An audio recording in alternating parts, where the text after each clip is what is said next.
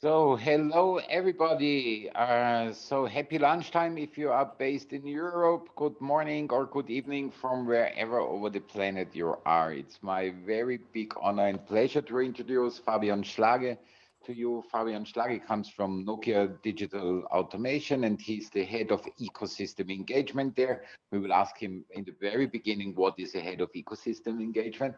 And we will learn in Fabian's talk about how Nokia will help us to unleash our innovation potentials via new technologies, 5G, 6G, 7G, others, and how this will impact all of our industries, the private life, health, research, etc., etc. If you will have any questions, please put your questions into the chat and I will stop Fabian after 25 minutes because unfortunately we just have 30 minutes. So we will have enough time for your questions, but please put them into the chat so I can read them afterwards to Fabian. And I'm not stealing any more time from Fabian. Fabian, inspire us with your speech and show us Nokia's technologies. Thank you. Floor is yours. Thank you. Thank you, Michael. Thanks for having me, and thanks to ISPIM here. It's always a great pleasure to be here. Yeah, my topic is about 4G, 5G, and 6G as innovation enabler. And somehow this is a personal story because for many years I have led innovation management at Nokia and turned then by intention into a new business. So where we sell private campus networks based on cellular technology to customers around the world.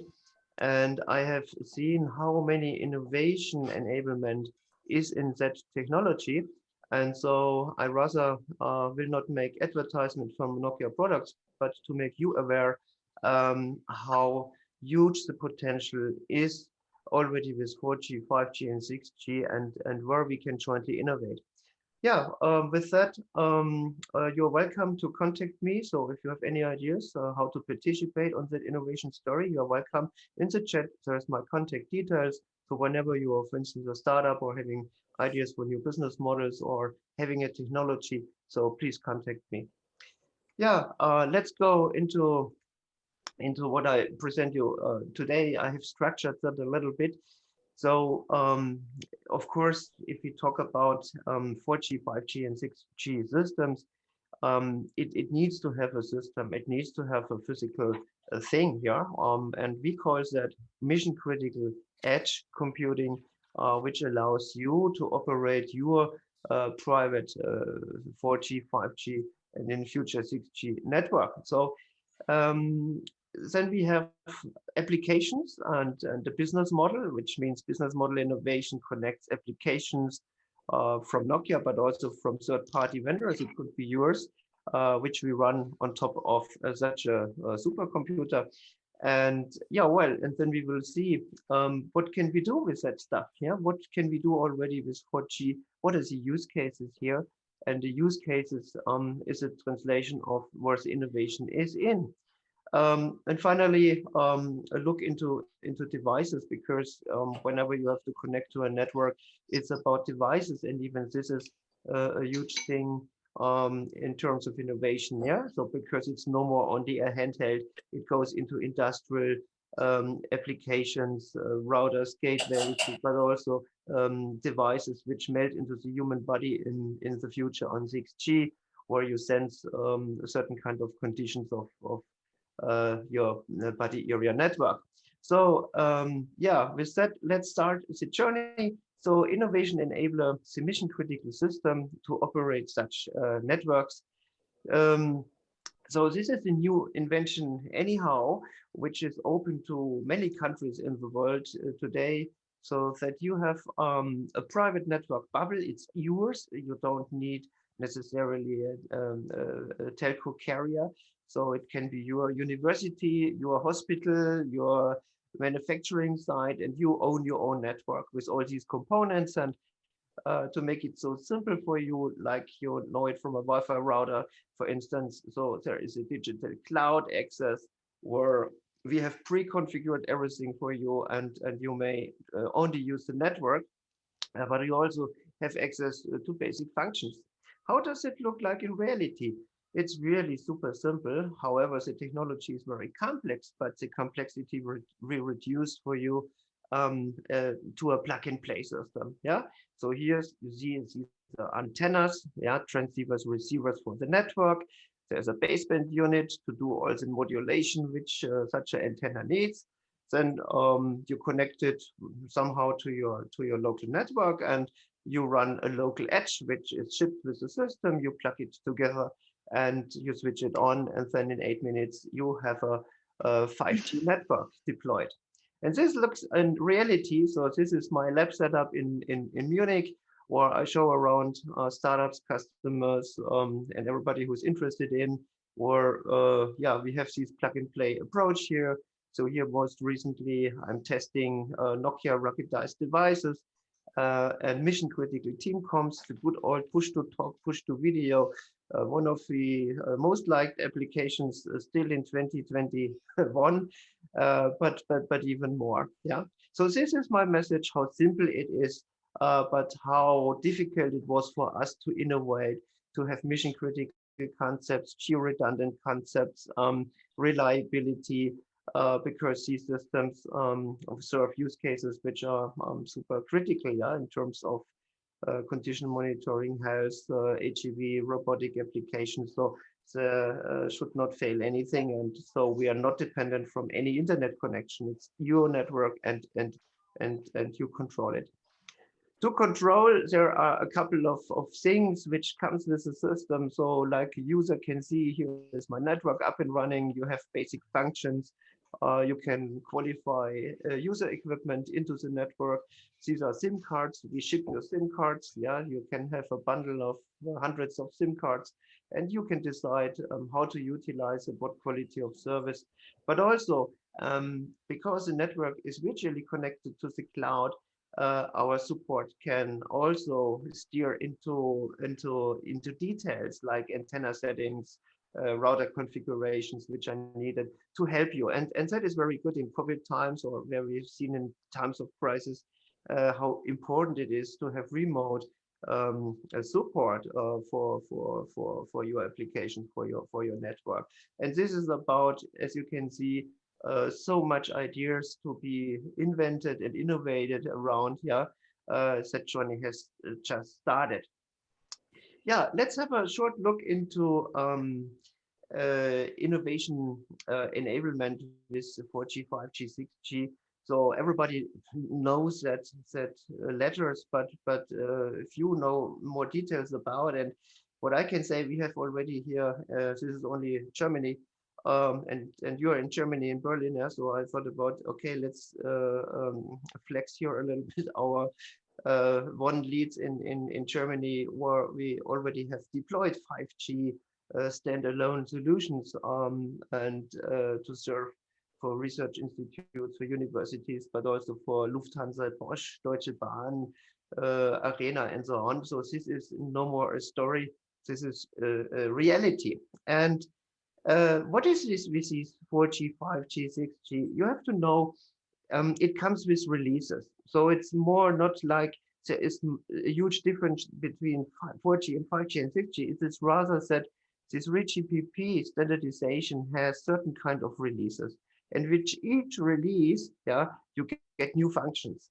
And recently, so we are in a release 16 on 5G, and here's a lot of stuff for industrial Internet of Things applications, new radios for unlicensed bands, which means there are bands available now which you just book at your authorities, like Bundesnetzagentur in Germany, Band 43 for 4G and N78.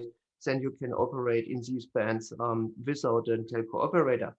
But upcoming more time-sensitive communications, which means ultra reliable and low latency applications under 1 millisecond will be in release 16, and also 60 gigahertz, which means here millimeter wave support on a free band, because 60 gigahertz is also unlicensed band, which makes it live good for any end customer. Now, so for the understanding, it comes with the releases, And what many people don't know, because they only know it from the handhelds and user experience, but you can do a lot with 4G already. And this is, for instance, in the US market, yeah, where we have with the CBRS alliance the potential to utilize a special kind of spectrum. So maybe 80% of the use cases typically you can serve with this LTE technology. However, if it's more about really massive broadband and low latency applications such as sensor networks and massive video, so you go now for 5G, and later on 6G, you will see that this is much more a generic concept that the network itself will be innovated. One example, because we... hello, was there a question? No. Okay, one example, because people ask me always, yeah, Fabian, but is it really needed? And there is Wi-Fi available, and there's also a new Wi-Fi 6 I heard about, and this. Here you can see why there is innovation potential in these networks. Whenever you have many devices in your network, then you see with a traditional Wi-Fi, so you completely corrupt your network. You're getting latencies up to half a second, and this is something where you can't operate any AGV robot anymore in a reliable way. Yeah, even in a hospital, you can't really dare on these kind of effects. Whereas on cellular technology, so we have a granted latencies, granted throughput, and that's the same if mobility comes into place. Whenever an object which transmits and receives information in the network, moving around the network, yeah, so there's only cellular technology which can grant you a certain kind of service. And this is the major difference and the power of these networks. And over the time, so that develops more and more into the fragments of a millisecond on responsiveness, and up to 100 gigabits per second in the future of 6G. Yeah, so as I said, a lot of use cases like robots and connected employees and manufacturing you can already do with these kind of 4G technology. Then machine control and high speed, ultra reliable, time sensitive networks, all these process production comes with the 5G and light out processes where you really have such speedy things that humans are no more allowed to be in such a facility. You will then cope with the 6G. Yeah, and while talking about these 4G, 5G, 6G, so even physics getting into the calculation. So here you see, so we have this sub 1 gigahertz, which is already known and has a very good, yeah, for the density, a long range property. As more you're going up to the millimeter waves here, so in 5G, as more information you can transmit, but as more limited the reach is, yeah. And if we with 6G going to terahertz frequencies above 100 gigahertz, then we're really thinking about not near field, but very, very near field, yeah, where this communication will then happen, but on bandwidth things up to 100 gigabits. So this is a little bit of physics, and most of the applications happen now in this kind of basic capacity layers around 3 gigahertz, which is a centimeter wave. You know it from your microwave. Yeah, 6G is really the potential of having an human experience, which is on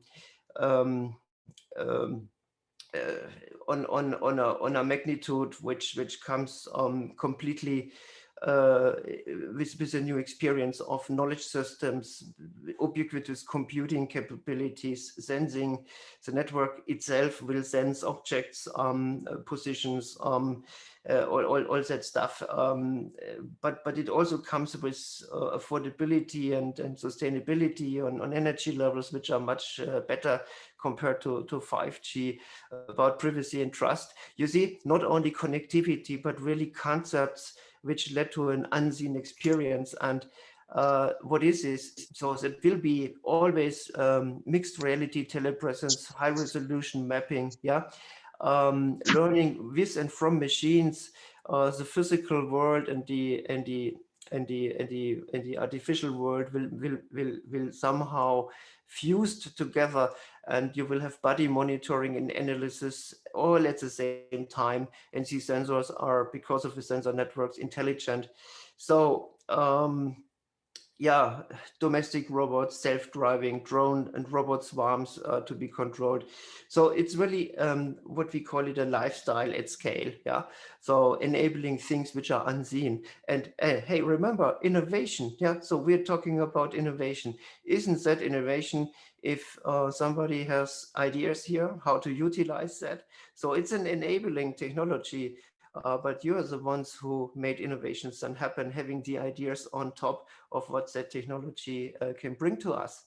So whenever you have an idea what to do with these bandwidths, what to do with uh, a fragment of a millisecond, yeah, reliability of nine nines, yeah, um, all that tactile response time and AI awareness uh, at your fingertip. So this is about where we think about, yeah, what can we do with it? Yeah, and to give you also a timeline, so we have 2030 first commercial deployments planned, a lot of time, yeah. So that means I'm quite happy now to utilize 4G and 5G, as also this is new to our industries. And we have a lot to do to bring the automation and digitalization into these industries, and but the upcoming potential is huge, and a good outlook. Yeah. So to wrap up the 6G possibilities, as you can see, human intelligence will be augmented, human control can be augmented, yeah, from driving to collaborative robots, drone swarms, and all that augmented human experience. Of course, a lot of entertainment as well will happen on a new level. Yeah, um, these are the main elements where technology innovation will happen. So AR, artificial intelligence, machine learning. So if you're expert on that, so there's a bright future for employees here, and spectrum technologies, yeah, physics and network as a sensor, yeah, all these kind of sensor stuff invention.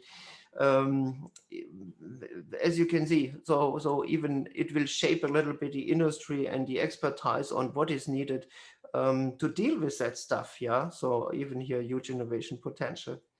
On the device side, already by today, we have moved from traditional phones, which Nokia is no more producing. Yes, you can get one, but this is only a brand, and we have now own devices again. Nokia industrial ruggedized phones, ruggedized tablets, Nokia industrial routers where you can connect your machinery to the network and all that stuff. So because we have learned end to end, it means you have to connect the things, and for that you need devices. So even here, a huge innovation space on wearables, and converters and dongles and lenses and whatever is in your mind. Yeah.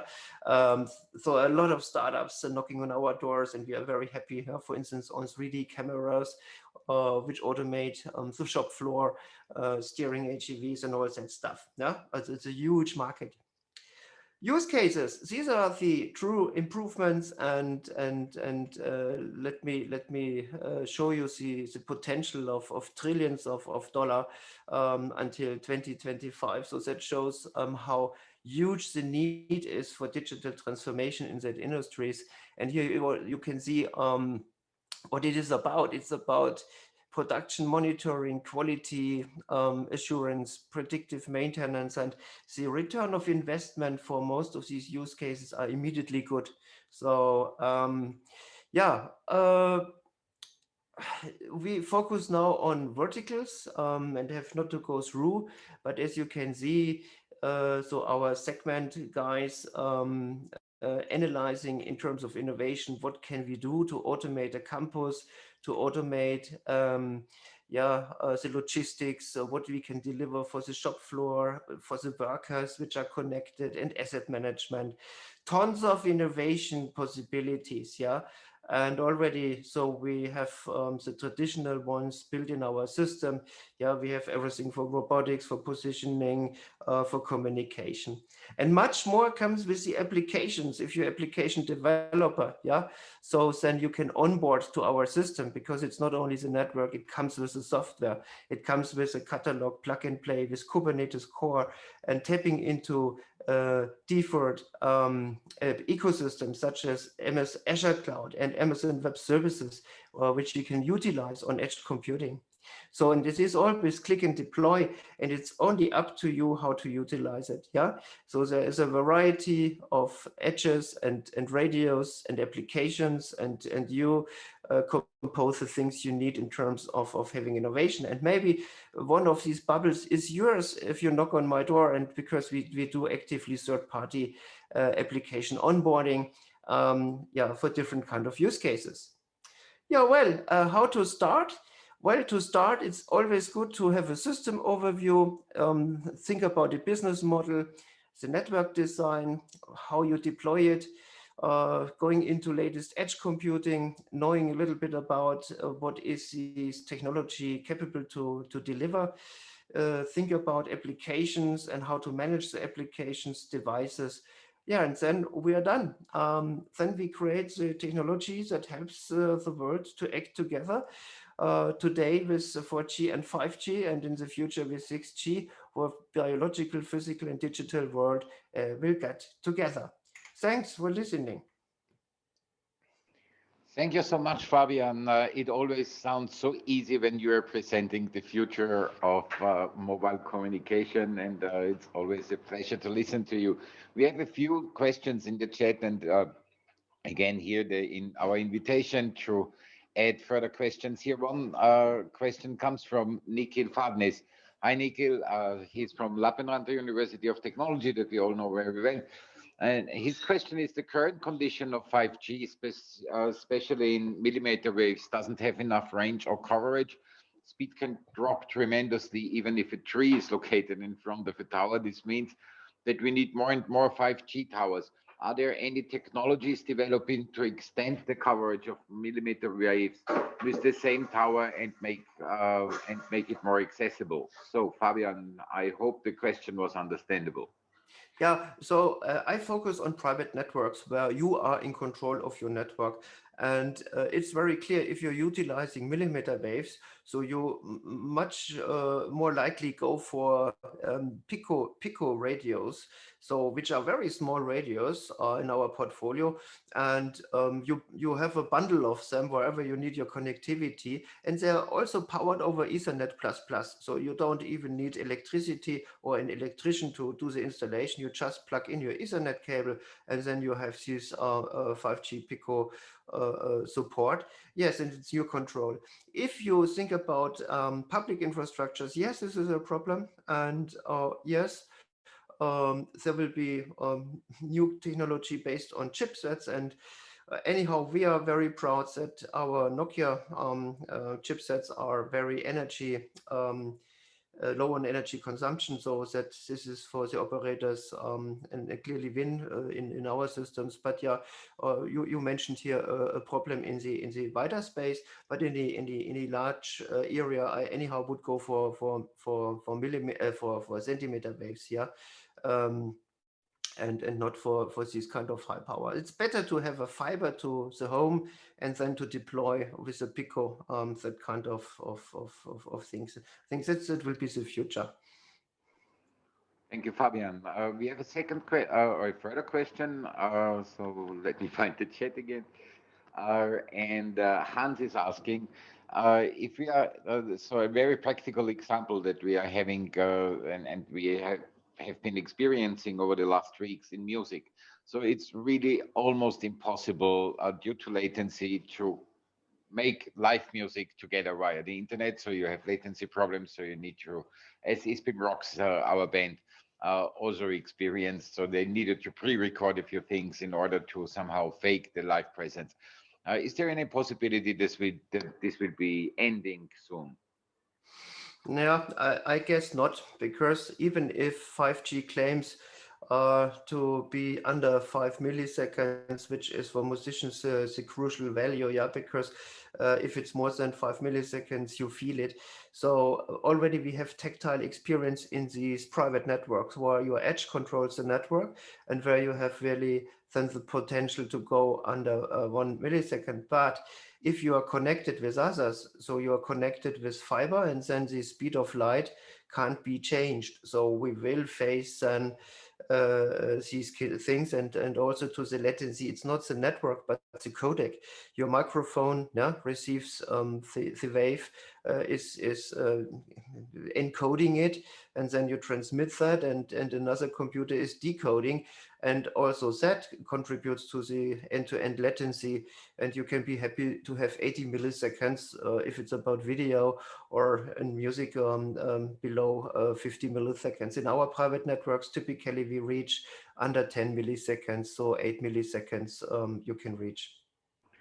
So we have in Vienna a very interesting case of MG Sound Studios, which is one of Europe's best music studios, and they are doing e-casting for musicals via live e-casting for musicals. And they somehow solved this latency problem, but with lots of workarounds. I can tell you. So Yeah, very let me add something. You can do buffering. So whenever you have a certain kind of time where you buffer that stuff, then a computer can sync it all together. No? So that we already have that on voice, yeah. But if you have machinery dependent really on real-time latency, so which must be precise with a timestamp to be compared, then you're getting into these problems, yeah. But for is that kind of buffering applications, yes. So if the time you have until the synchronization happens, if you have such times, then you can do that, yeah. Yeah, good. So we have time for uh, for two more questions. So one question just coming in. So let's take first the question from Benoit Gailly. So he says latency is also a problem for game streaming. Yes, of course, all the Twitchers and all the Steamers, and we know all how latency is a problem in gaming. Will Nokia enable gamers in the future to be without latency when they are doing their Counter-Strike esports? Yeah, absolutely. So this 5G and 6G technology is designed according to the requirements. And so Nokia is not doing something magic on it, but we fulfill according to the standards, these kind of things. So everything getting better. However, there are even more clever things how to reduce latency in video games, which is not a topic of Nokia, but it's about that you decouple data locally and just sending out coordinates which can be then very quickly computed.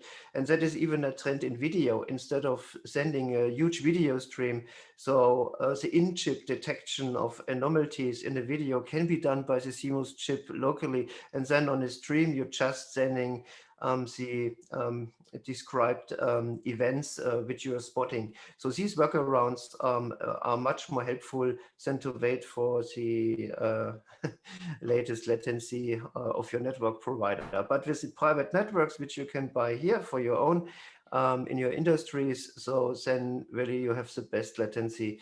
But we are talking about mission critical industrial applications, and my colleagues can offer solutions for public networks as well.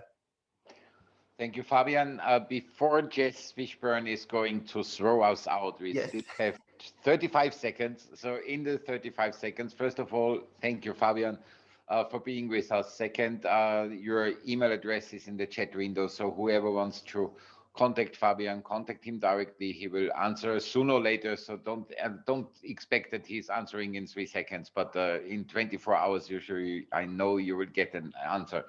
Fabian, the last thing for today, what are the three things, the three keywords that you want to give all of us for the future on our road? Oh well, be inspired. Take care in these times. Yeah. And take also time for your family and to create new ideas and new thoughts. So this would be my advice for today. Thank you so much, Fabian. Wonderful words for ending a much too short session. Hope to see you very soon in the real world. Bye. Ciao.